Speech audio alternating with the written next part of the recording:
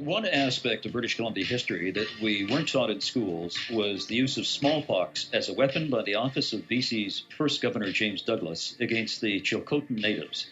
It was all part of a campaign of subjugation, dispossession, and depopulation of First Nations through small wars billed as policing and by hanging several natives resisting colonialism. It's all documented in a book called The Great Darkening, The True Story of Canada's War of Extermination on the Pacific, and we're joined by its author, Tom Swanky. Tom, thanks for joining us. Hi, Ian. It's my pleasure to be here. Tom, what got you first interested in this story? Well, I'm from Quesnel, and the Chilcotin chiefs were buried at Quesnel after they were hung in 1864, and so it's always been a part of my history. Okay. What was the connection between smallpox in 1862 and the hanging of the chiefs?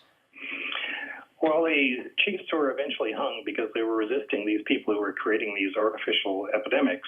In 1862, what happened is a man called Francis Poole sent people who were infected in smallpox into the villages along what was known as the Bending Arm Road, which was a planned road to go from Bella Coola to eventually to Quesnel. Mm-hmm. And then at Bundsea, there were three settlers who extorted some land there by threatening to introduce smallpox, and then they did introduce it. There were 500 casualties there, only 2 survivors, and one of the survivors said they did it by using smallpox blankets. And then further south at Tata Lake, there was a valley there that's a nice agricultural valley, and the road company wanted that valley, and the settlers called John McLean said, I introduced smallpox there and killed them all off, and I used a smallpox blanket to do it. And in some additional research, I discovered that McLean also had smallpox himself, and so this is another case of smallpox-infected people being sent into unsuspecting Native communities. So what happened after 18 months of this carrying on in the Chilcotin territory, there was another threat made at the Butte Inlet to spread smallpox again, and the Chilcotin took a preemptive strike, and they killed 14 settlers there. And then the colony of British Columbia invaded Chilcotin territory. That's the word that the governor used, that we invaded. And eventually, through a set of negotiations in which they promised the Chilcotin that the people who had killed these settlers would be exonerated, and they said that the Chilcotin system of government would be recognized as the government in that territory. But when the Chilcotin came in for this conference with the governor they'd been promised, they were ambushed, and they were taken to Quesnel for these show trials, after which they were eventually hung. Mm. And 4 of the chiefs were hung for killing the 3 settlers at Bundsea, and the other 2 were hung for killing the settlers at Butte Inlet. Tom, can you tell me more about these smallpox blankets and how they were used? Well, I think if I can just interject here, I think because the World Health Organization announced in 1979 that smallpox had been eradicated, but I think many of our younger listeners may not know that during the 20th century, it's estimated that between 300 and 500 million people died of smallpox, and that was in the 20th century. So. Right, smallpox is, we talk about Ebola today, and Ebola, on average, one person affects 3 others, and smallpox is more than twice as infectious as Ebola. For each person who gets the disease, roughly 7 other people are infected. Mm-hmm. And so when they used 3 different methods of spreading the disease in British Columbia. They used smallpox blankets, which almost every Native nation in the areas that affected them had stories about smallpox blankets. They also used this technique of people being infected with smallpox, being sent into villages, and in some cases they then introduced the disease systematically by going from house to house, introducing the disease. And sometimes they used what I describe in my book as fake vaccination programs, but in order to understand this, you have to understand the difference between inoculation and vaccination. And in vaccination, you're given cowpox, and then you become immune to smallpox, but you're not infectious. You don't have a risk of getting the disease yourself, and you can't spread it to others. In inoculation, you're given smallpox itself, and you get a mild case, and then you become resistant. But during the usual period when you're infectious, you can go ahead and create smallpox epidemics. And inoculation was illegal. It was made illegal in 1840 because of the risks of creating epidemics with it. But there's quite a bit of evidence of this having been used in British Columbia during this period. Oh, I see. So vaccination, you become immune to smallpox. Inoculation, you become resistant, but you can still spread it for a period. Yes. Yeah, you spread it in the normal time when you're infectious. It's very similar to Ebola, actually, where now we know about Ebola, where you can't spread the disease until you show signs of sickness. Well, smallpox is the same. And after you've been inoculated, after 4 or 5 days, you'll eventually get a fever and get a sore throat and start to have a rash. And that's when you're infectious. And then you're infectious until you die. I see. So these infectious people went into these communities and essentially infected others. And it spreads like wildfire. As you said, 1 to 7 people are infected by it. And it's even worse in the case of Native communities because these communities often lived in very close quarters. Mm-hmm. They had the sweat lodges where, everybody would be exchanging breaths with each other. Smallpox, the rule of thumb is it's an exchange of breaths within handshaking distance. Well, if you have a tightly packed community, it'll spread very quickly. And you said at one of these communities, there were 500 casualties and only 2 survivors. Yes, in fact, that was not at all an uncommon instance in these cases where we believe that they spread the disease systematically. That the systematic spreading was marked by an explosion of the disease right at the beginning of the epidemic and an extremely high death rate. Mm. Tom, how did you come up with all this information? Well, this is 10 years of research of going back and forth between Native communities and listening to what they had to say and seeing what the elders said and what the themes were and getting the details, and then seeing if I could confirm what they were saying in the written record. Mm-hmm. How do the elders feel today about what happened over 150 years ago? Well, the 150 years ago, the people, universally taught, it was said that the epidemics had been artificially created, deliberately spread, and the elders still teach the history in that way. Mm-hmm. And the smallpox epidemics resulted in a catastrophic decline in the population of the Native communities, and that was the means by which we were able to take over control of those communities and start taking their land. And today, elders still teach the same history, that they lost their sovereign control through a series of ethnic cleansing exercises, and that they teach that they still should have control of the land. Now, do we know how many? Do we have any idea how many natives died as a result of this? We have some idea. In Chilcotin territory, which is the one I'm the most sort of familiar with, there was a settler estimate of the population before smallpox at 7,000, and we had a census done 10 years later, and the census was there were less than 500 left. So the decline in the Chilcotin was about between 85 and 90%, and that's true of the Haida as well, and it's true of the some of the other Native nations, Statvium, similar death tolls from the smallpox. So what we have here is a sudden, dramatic decline. Now, I estimate in my book that there was 100,000, and the usual estimates run between 20 and 40,000, but those estimates are lower mainland and Victoria-centric. Not that that's ever happened before in the history of British Columbia. They don't count people in the interior who died in those estimates. But I know that on the weekend when I was up at the Quesnel, and there were so many Native leaders there, many of them have had a chance to read my book now, and they almost universally say that I underestimate the death tolls in their communities. So I don't know that we'll ever this kind of question will ever be resolved. The key thing is that it's a sudden catastrophic decline in their population that enabled us to take over control of their territories without making treaties and without paying for land. Yeah. So even at 100,000, what proportion of the Aboriginal population would that have been during that period? Do we have any idea, or is that hard to determine? It's very hard to determine. The estimates that I've seen of the Native population at that time have varied, and more recently, the estimates have been somewhat higher than the earlier estimates. We have an interest in collective denial and denying that these things happened, and we have an interest in keeping the numbers as low as possible. And, of course, they have an interest in making the numbers higher.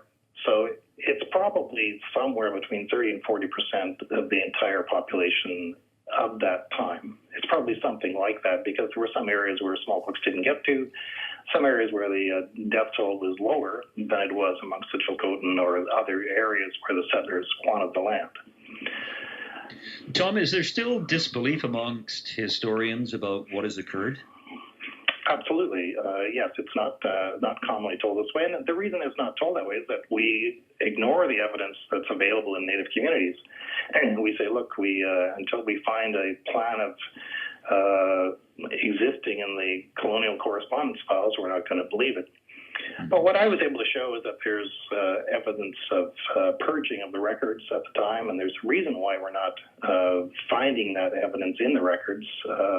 In some cases, there are remnants of documents that refer to other documents which are now missing, and kind of thing. It's the evidence of a cover-up is pretty substantial. Interesting. Let's go to the phone lines and talk to Greg. Hi, Greg. Hi, how are you doing today? I'm great. How are you? Good. Thank you very much for the book, Tom, and thank you very much for this program, Ian. This is very important. I just have a few comments. As a retired teacher, I think it's really important to put this into the curriculum in the high schools and get the students aware of this. It's part of our history. We need to know this. And I just wanted to say that if I can just, Greg, if I can just interject, I never knew anything about this when I went to school. Nothing. No, exactly. Well, why do I have to wait till I'm in my mid-50s, and I'm older than that now, before I really find out about the whole thing with residential schools? I think it's really disturbing. I will say that I attended an archives presentation at the museum, and the fellow there from the archives pointed out that it was in the mid-19th century, so about the 1860s, that Sir John A. Macdonald actually passed a law which effectively made the native population squatters on their own land. And the reason for this was, under British law, you have to, disoccupy the land in order to take the land. So this was one of the reasons that smallpox was used, because if there's nobody living on the land, then you can come in and colonize it. And that was very disturbing. Do you have any comment on that, Tom? Yes. One of the things I was able to show in the Chilcotin territory by going through the land records is that in these places where we know that they introduced smallpox, that the settlers were preempting the land underneath them. They were preempting the land either just days before in some cases, or in other cases while they were still dying. And the legislation required that the land be vacant, and they were making the land vacant. Appreciate your call, Greg. Thanks very much. Yes, thank you very much. Tom, what do you think about, do you think this will ever get into the curriculum in schools? I think so. I think that the fact that the Premier, in her exoneration of the Chilcotin chiefs, mentioned the intentional spreading of smallpox, and the fact that in some of the court cases that have been heard recently, especially the Chilcotin title case, there have been references to the deliberate spreading of smallpox. Some of the judges have made notes of this in their judgments, that they had received this evidence. And I think that as Natives more and more are consulted about what goes into the curriculum, about how they should be seen, that this information will work its way in. I want to read to listeners what the Premier said. Tom is referring to Tom was one of the keynote speakers this past weekend at the 150th anniversary of the hanging of the Chilcotin chiefs. I guess it's not a very 150th anniversary. I guess it's a memorial rather than an anniversary, isn't it? It was a memorial celebration, yes. Yeah. She said, today we acknowledge that those 6 chiefs were not criminals and they were not outlaws. They were warriors, they were leaders, and they were engaged in a territorial dispute to defend their lands and their peoples.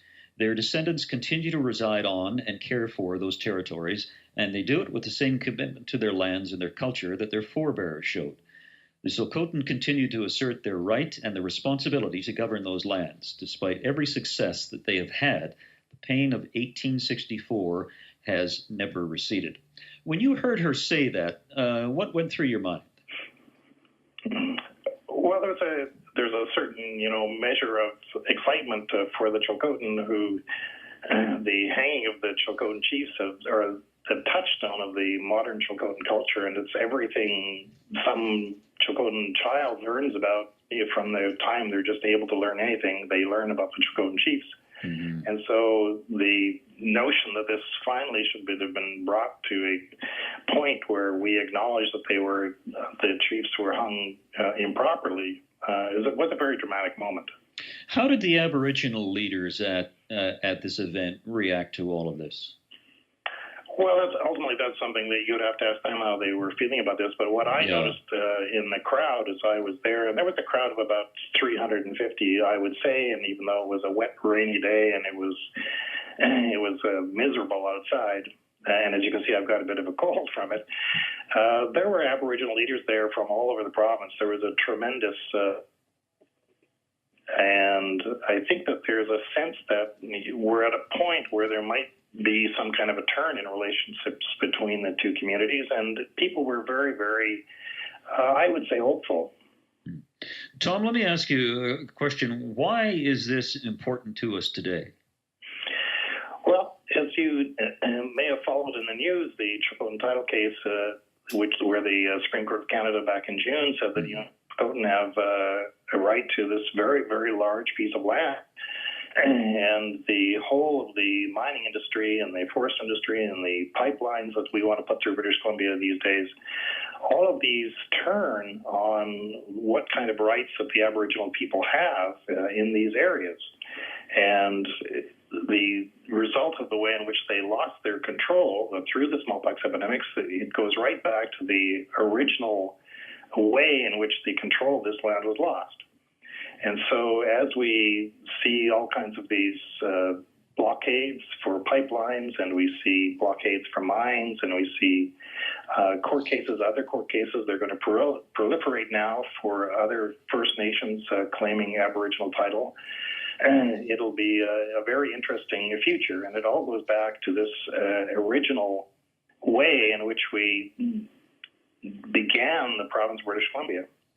Now, Tom, are you or is it your son making a documentary on this? Yeah, my son, Tom Swanky, is making a documentary which we'll call The Great Darkening. And it starts off, like my book does, with the hanging of the Chilcotin chiefs and the connection there with smallpox. But a great part of it will feature what happened in Victoria during the smallpox epidemics. And in Victoria, the colony drove the natives out. There were several thousand northern natives visiting Victoria. Smallpox was introduced amongst them, and the police and the colonial gunboats were then used to disperse them from Victoria, spreading the infected people with the uninfected people, and they took the disease up the coast in canoes to magnify the effect of the epidemic. And everybody knew at the time that this was going to dramatically increase the death toll, and one of the newspapers at the time referred to it as an extermination policy. Tom, it was great talking to you. I appreciate it, and appreciate your book. Thank you very much. Thank you very much, Ian. Thank you. That's Tom Swanky. He's the author of The Great Darkening, the true story of Canada's war of extermination on the Pacific.